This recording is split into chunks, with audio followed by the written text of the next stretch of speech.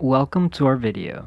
Today we are going to show you how to print from Stamps.com from the browser with your Arkscan 2054A shipping label printer for your Windows machine. Before you watch this video, make sure that you have your 2054A printer properly configured. If you don't, then this can cause some issues. The video guide to proper configuration will be in the description below. First, you need to download Stamps.com Connect. The direct download link for Windows for Stamps.com Connect will be in the description. So go ahead and download that and go through with the installation. After you're finished, this window will pop up and ask you to log in to your Stamps.com account. Go ahead and log in and the window would automatically disappear.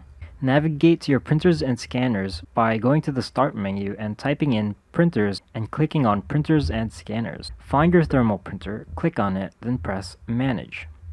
Then go to your printer properties and under the General tab, change the name to whatever you want as long as it has LP2844 in the name.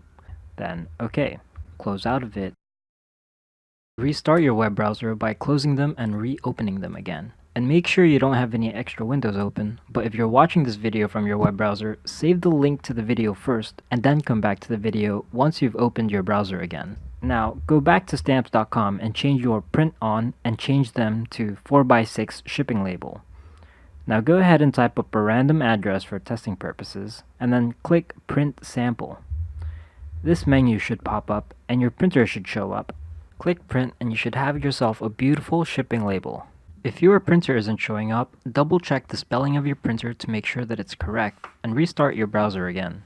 If it's still not there, then restart your computer and the Stamps.com website should be able to pick it up.